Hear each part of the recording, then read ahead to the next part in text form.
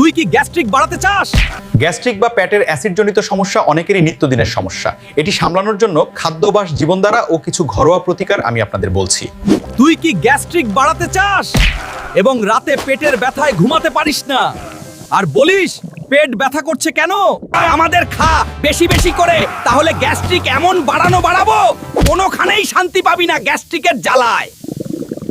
যদি গ্যাস্ট্রিক থেকে বাঁচতে চাস তাহলে নিত্যদিনের খাবারে আমাদের রাগ। ধূমপান তোর পেটের লেনিন ক্ষতিগ্রস্ত করে, সাথে গ্যাস্ট্রিক তো আছে রে। তোর ওই গ্যাস্ট্রিকের জন্য আমি ভালো উপকারী। 1 কাপ গরম পানিতে 2-3 টুকরো আদা দিয়ে চা বানায়া খা। খালি পেটে অ্যালোভেরা জেল খা, তাহলে তোর গ্যাস্ট্রিক কমাইয়া দিমু।